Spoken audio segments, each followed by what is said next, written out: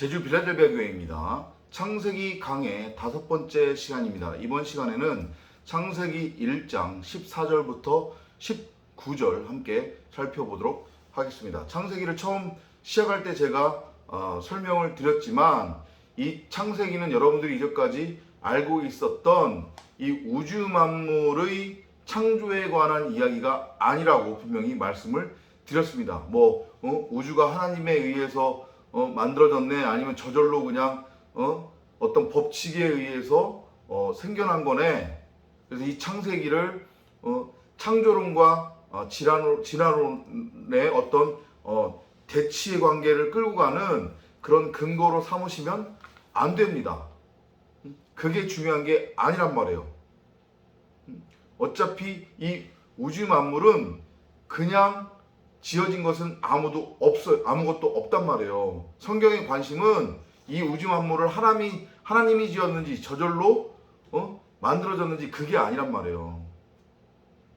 한 줌의 흙에 불과했던 죽은 시체, 마른 뼈를 생명을 불어 넣어 일으켜 세우는 것, 진리로 일으켜 세우는 것, 생명으로 낳는 것, 그것에 관한 이야기만을 하고 있고, 창세기부터 계시록 내내 이어지고 있는 그 이야기의 가장 큰 틀, 하나님의 그 창조의 과정이 어떻게 이 땅에서 이루어질 것인지, 그 부분에 대한 대략적인 그림이다라고 여러분들이 이해를 하시면 돼요. 조금 더 자세하게 설명을 드리자고 하면 창세기의 시작이 뭘로 시작돼요? 땅이 물 속에 잠겨져 있었죠. 그죠? 그 물이 의미하는 게 뭐라고 했어요? 저주의 바다. 그 물은 감옥이고 무덤을 뜻한단 말이에요. 그게 곧 애굽이에요. 그게 선악의 율법을 의미하는 것으로 이해하셔도 된단 말이에요. 그렇게 물속에 잠겨져 있었던, 저주의 바다에 잠겨져 있었던 그 땅은 그 상태 자체가 죽은 거란 말이에요. 그게 혼이란 말이에요. 흑암공어, 혼돈의 의미가 바로 그거예요. 그렇게 저주의 바다에 묻혀서 죽은 시체였던 나라고 하는 옛 땅을 드러내서 이렇게 불러내는 거잖아요. 건져내는 거잖아요. 그죠? 그것을 그 물속에서 건져내어 무트로 만드는 것, 곧 새하늘과 새 땅으로 짓는 것, 낳는 것, 그거에 관한 일련의 과정을 설명해 놓은 것이 창세기고, 특히 창세기 1장이 그 창조의 과정을, 물속에 묻혀 있었던, 감옥에 갇혀 있었던 그 땅, 그 죽은 땅을 새하늘과 새 땅이라고 하는 생명으로 지어져가는 과정을 설명해 놓고 있는 게 창세기 1장이에요. 그리고 그것이 창세기 2장부터 다시 디테일하게 어떻게 이 땅에서 전개가 되는지를 쭉 부채꼴로 펼쳐나가고 있단 말이죠. 그렇게 여러분들이 창세기와 다른 성경들을 이해를 하시면 됩니다. 자, 너무 오늘 서론이 길었는데요. 창세기 1장 14절부터 19절의 내용을 한번 살펴보도록 하겠습니다. God said, I command the lights to appear in the sky and to separate day from night and to show the time for seasons, special days and years. 하나님이 말씀하시기를 빛이 창공에 appear이니까 나타나라. 그리고 밤으로부터 낮을 나누고 계절과 그 다음에 날과 해를 나타내는 표를 보여라. 이렇게 말씀을 하셨어요. 여기에도 지금 중요한 구원의 지금 내용들이 들어가 있단 말이에요. 여러분들이 이제 아시겠지만 첫째 날에 하나님이 빛이 이스라엘에 빛이 나타났죠. 그죠? 그 빛은 당연히 말씀이고 진리고 그리스도 예수를 뜻하는데, 그죠? 그리고 이미 첫째 날에 어둠으로부터 빛이 나눠졌어요. 그죠? 그렇게 나와 있잖아요. 그리고 하나님이 빛을 낮이시라 부르시고 어둠을 밤이라고 불렀단 말이에요. 근데 이게 또 무슨 일이에요? 이게 지금 넷째 날이거든요. 근데 넷째 날에 또 갑자기 하나님이 빛을 지으시네요. 뭐가 이상하지 않아요? 이상할 거 하나도 없어요. 첫째 날에 있었던 그 빛은 옛하늘과 옛땅과 연결시켜서 이해를 하시면 되는 거고, 이 넷째 날의 빛, 어둠, 낮과 밤은 새하늘과 새 땅으로 연결을 해서 이해를 하시면 된단 말이에요. 아니 이미 빛이 첫째 날에 있었는데 어둠으로부터 빛을 나눴다고 했잖아요. 그리고 낮과 밤을 나눴단 말이에요 이미. 근데 뭘 또 어둠으로부터 빛을 나누고 낮과 밤을 또 나누냔 말이죠. 무슨 의미인지 이해되시죠? 그죠? 이 넷째 날의 창조는 이제 새하늘과 새 땅에 펼쳐질 창조의 완성의 과정의 이야기로 여러분들이 이해를 하시면 돼요.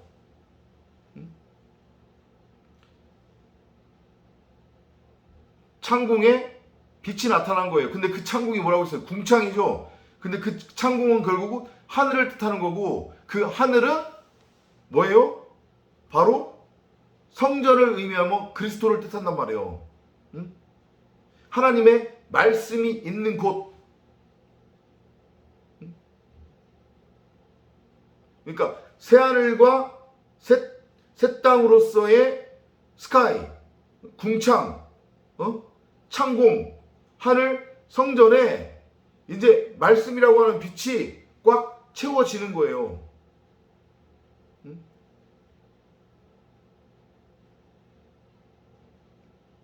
빛이 임하는 거란 말이에요. 요한복음 1장처럼.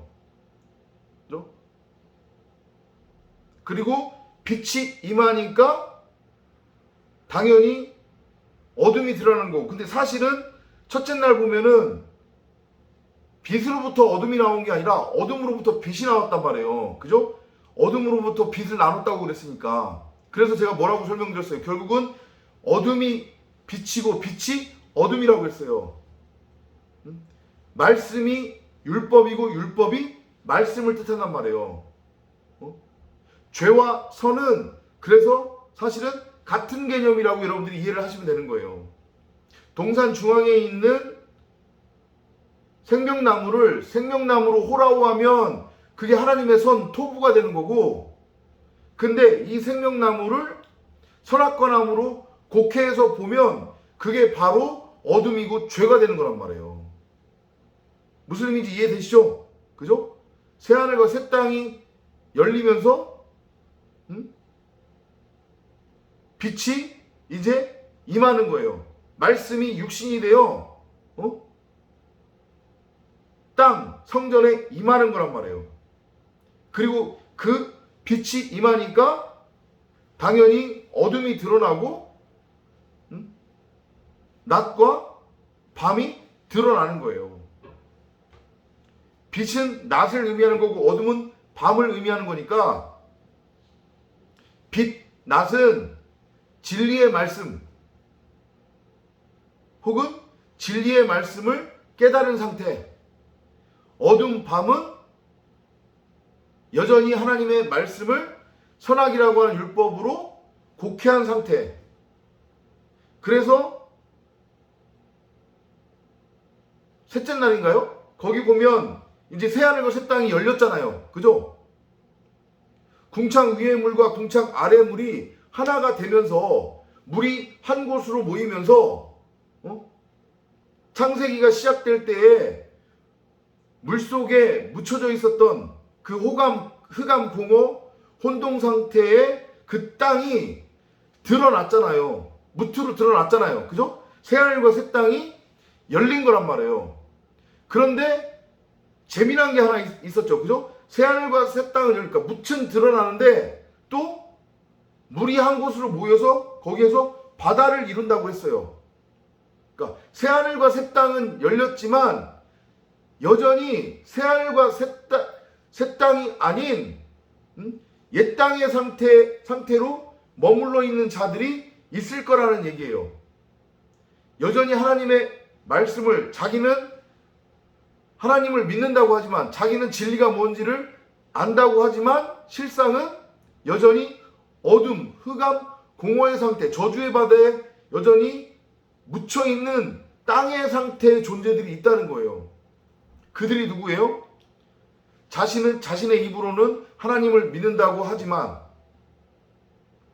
성경을 진리로 호라호하지 못하고 율법, 윤리, 도덕, 세상 사는 지혜, 삶의 적용 지침, 세상 풍조 이런 것들로 곡해해서 여전히 자신이 왕이 되어 하나님이 되어 육신의 정욕, 안목의 정욕, 이생의 자랑을 위해 열심히 땅을 경작하고 있는 혼의 상태로 있는 자들 예배당 안에 수없이 많잖아요. 그죠? 그 자들은 새하늘과 새 땅이 열렸음에도 불구하고 여전히 바다의 상태에 있는 거예요. 바다 안에 묻혀져 있단 말이죠. 그것이 이제 전개가 되는 거예요. 새하늘과 새 땅이 열렸으니까 당연히 말씀이 빛으로 임해야 되는 거고 말씀이 우리 가운데 거해야 되는 거죠. 그 새하늘과 새 땅은 곧 나니까 진리의 말씀을 가진 그래서 하나님의 아들 장자 그리스도 독생자로 생명을 얻어 태어난 나 새하늘과 새 땅 그들에게는 빛이 비추어지는 거예요. 반면에 그 빛이 비추어지니까 임하니까 여전히 바다에 잠겨있는 자들이 있죠. 그들이 어둠으로 드러나는 거예요.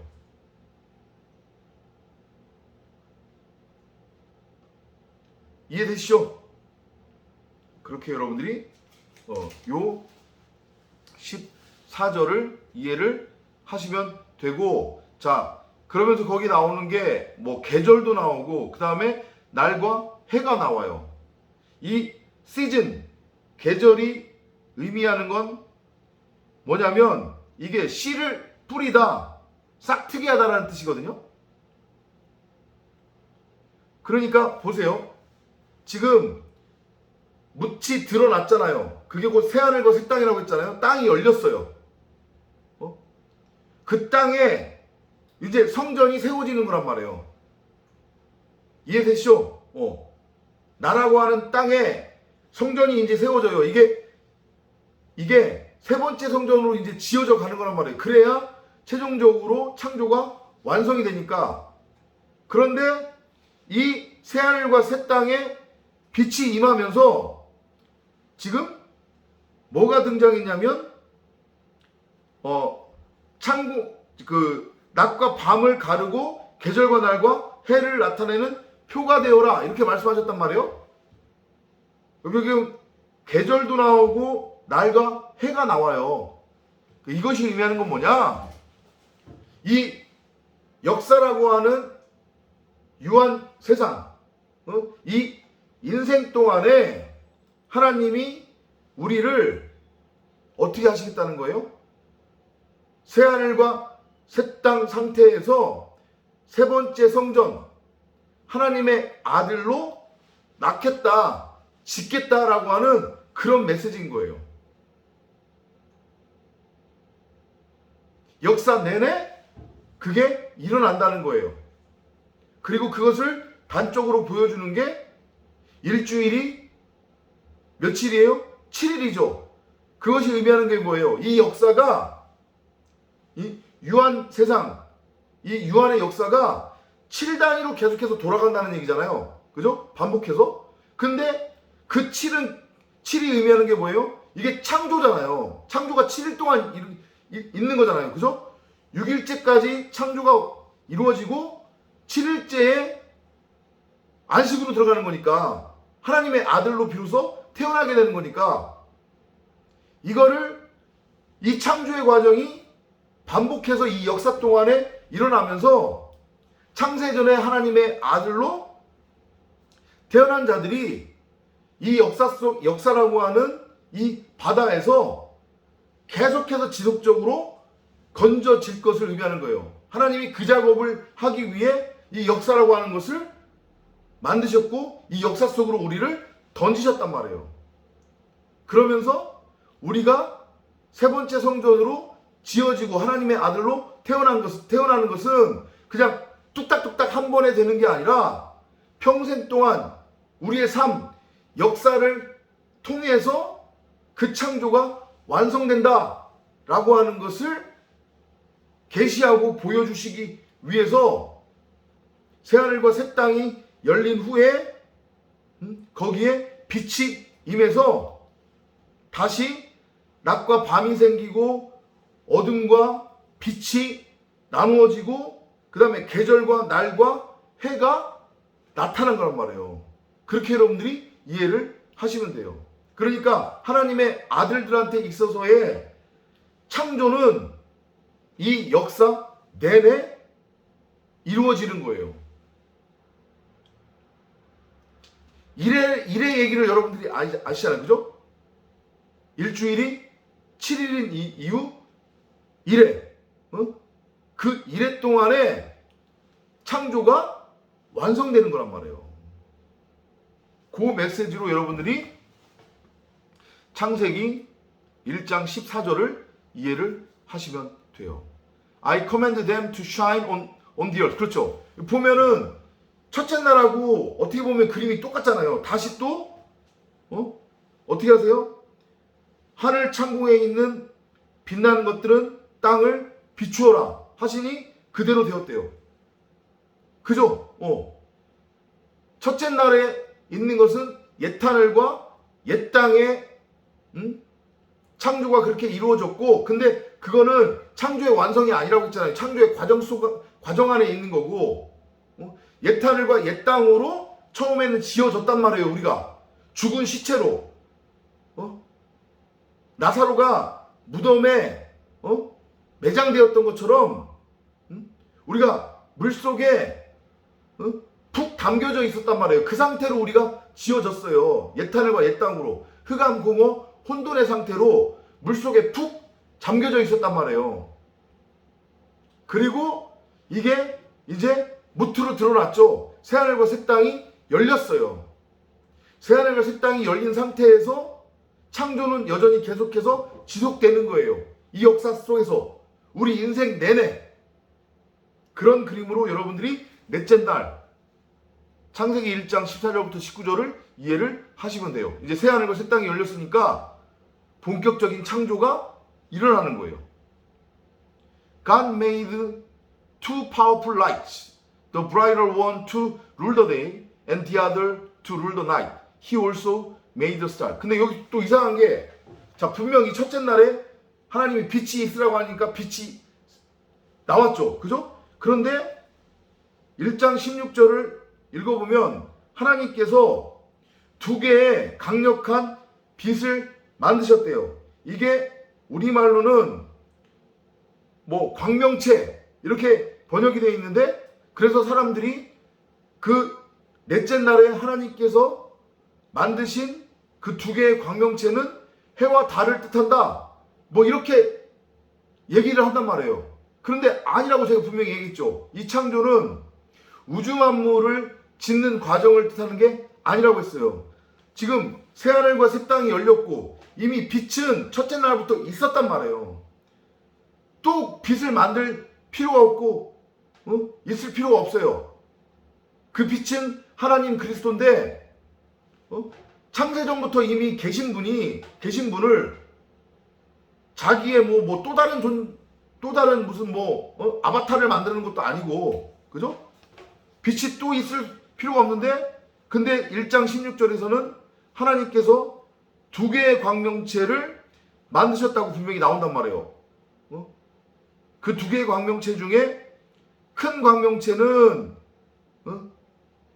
낫을 다스리고, 다른 광명체, 그러니까 작은 광명체를 뜻하는 거겠죠? 작은 광명체는 밤을 다스리게 하셨대요. 그리고 He also made the stars. 별도 만드셨대요. 그럼 이거를 그냥 눈에 보이는 대로 읽으면 넷째 날에 하나님이 그제서야 해도 만들고 달도 만들고 별도 만드셨는가 보다. 이렇게 이제 오해를 한단 말이에요. 아니란 말이에요. 새하늘과 새 땅이 열린 후에 하나님께서 지으셨다고 하는 그 두 개의 빛, 그 강력한 빛, 우리말로 광명체로 해석된 그 빛은 태양도 아니고 달도 아니에요. 이건 마찬가지로 모형이고 비유란 말이에요. 분명히 셋째 날에 새하늘과 새 땅이 열리면서 뭐가 만들어졌어요? 묻은 드러났고, 그리고 윗물과 아랫물이 하나가 되면서 한 곳으로 모여서 그게 바다를 이루었다고 했잖아요. 그게 저주의 바다거든요.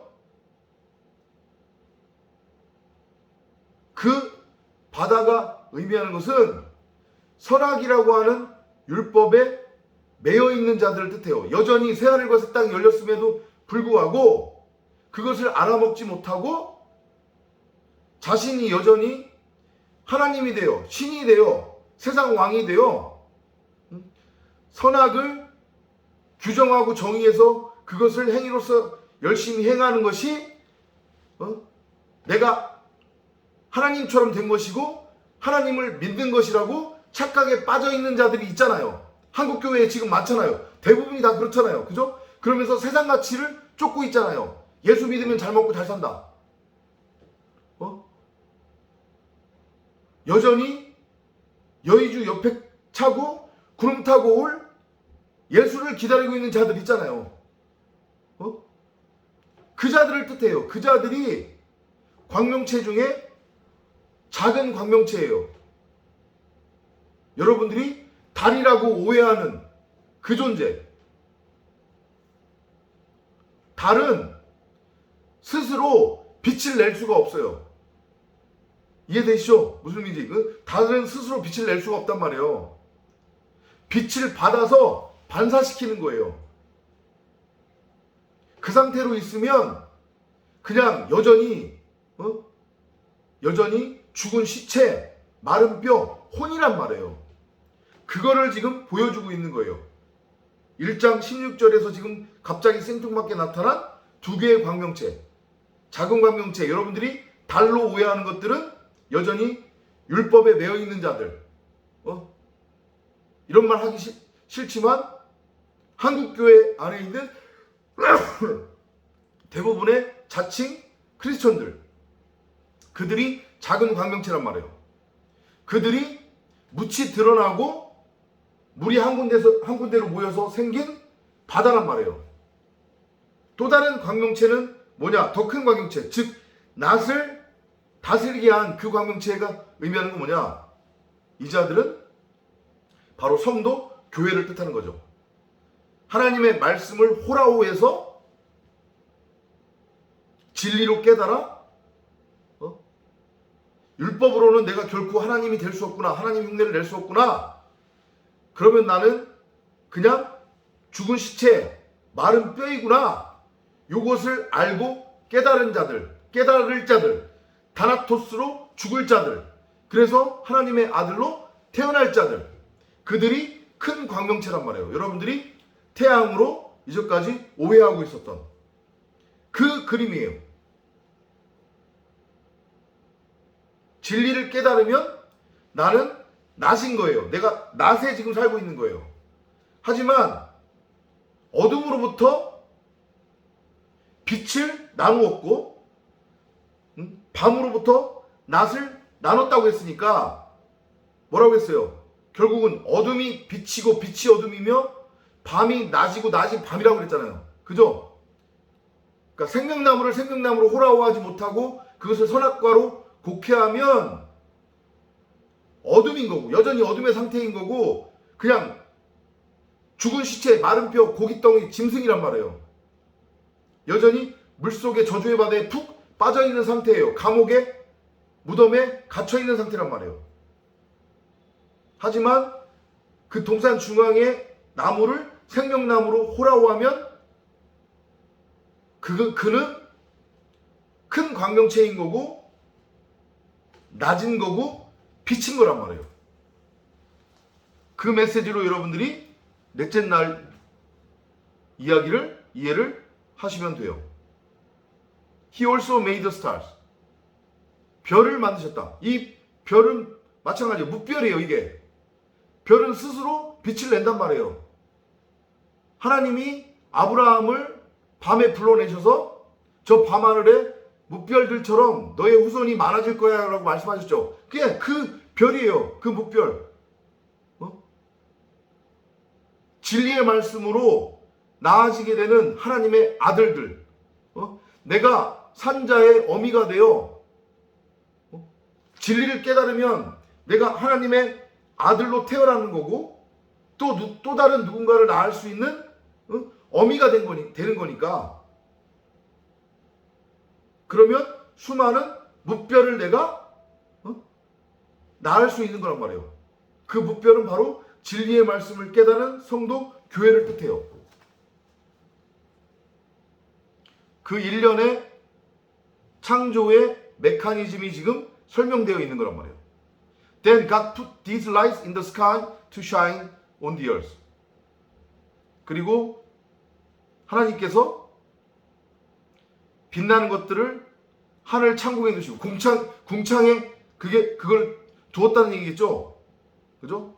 그리고 땅을 비추게 하시니라.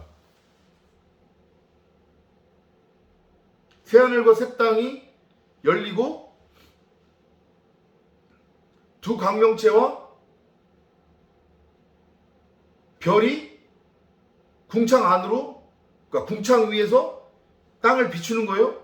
이것이 의미하는 것은 뭐냐면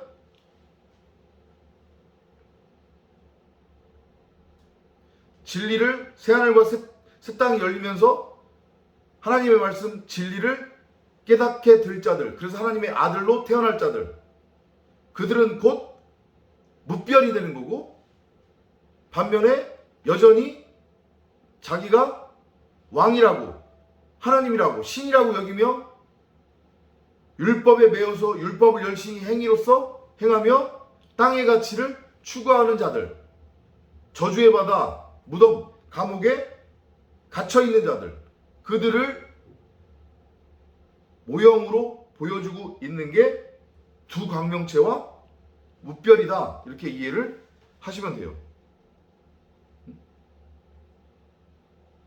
To rule day and night and to separate light from darkness. God looked at what he had done and it was good. 마찬가지로 첫째 날과 똑같은 지금 묘사가 이루어지고 있어요. 하나님이 빛나는 것들을 하늘 창고에 두시고 땅을 비추게 하시고 낮과 밤을 다스리게 하시며 빛과 어둠을 가르게 하셨다. 하나님이 보시기에 좋았더라. 첫째 날에서의 옛하늘과 옛땅, 그것이 지어졌는데 그 과정을 통해서 창조가 계속 이루어지고 있는 거예요. 이제 옛하늘과 옛땅에서 새하늘과 새 땅으로 넘어와 본격적인 창조가 진행된단 말이에요. 그 그림으로 이해를 하시면 돼요. 넷째 날은 첫째 날과 겹치죠. 그냥 외향적으로 보면 그렇게 이해를 하시면 됩니다. 그것이 바로 하나님의 선이고 공이고 토부, 하나님 보시기에 좋았더라. Evening came and then morning That was the fourth day. 저녁이 되고 아침이 되니 넷째 날이 지났다. 넷째 날이다. 이렇게. 이해가 되시죠? 어렵지 않죠? 첫째 날에 옛하늘과 옛 땅이 만들어졌는데 그건 창조의 완성이 아니라고 분명히 말씀드렸습니다. 그리고 이거 우주 만물의 창조에 대한 이야기 아니라고 했어요. 그죠? 여러분이나 저가 하나님의 아들로 태어나는 것, 세 번째 성전으로 세워져서 안식에 들어가는 그 일련의 과정이라고 했고, 그 과정 속에 넷째 날의 창조가 이어지고 있는 거란 말이에요. 그리고 이 창조는 내가 이 인생이라고 하는, 역사라고 하는 이 유한 세상을 살아가는 내내 내 안에서 이루어진다. 그것을 미리 계시로, 예표로 지금 보여주고 있는 게 넷째 날의 창조다. 이렇게 여러분들이 이해를 하시면 됩니다. 역사가 7일 단위로 돌아가는 이유, 일의 이야기가 성경에 나오는 이유, 이 창세기와 연결시켜서 이해를 하시면 되고, 넷째 날에 만들어진 두 광명체는 여러분들이 이전까지 알고 계셨던 해와 달이 아니다. 이렇게 여러분들이 이해를 하시면 됩니다. 성경은 다 내 얘기하는 거예요. 예수 얘기하는 거란 말이에요. 우주 만물 창조에 대한 이야기 아니란 말이에요. 허무맹랑한 저 중동의 어떤 민족의 역사 얘기하고 있는 게 아니라는 것을 여러분들이 잘 이해하시기 바랍니다. 다음 시간에 다섯째 날 이야기 함께 살펴보도록 하겠습니다. 다음 시간에 찾아뵙도록 하겠습니다. 안녕히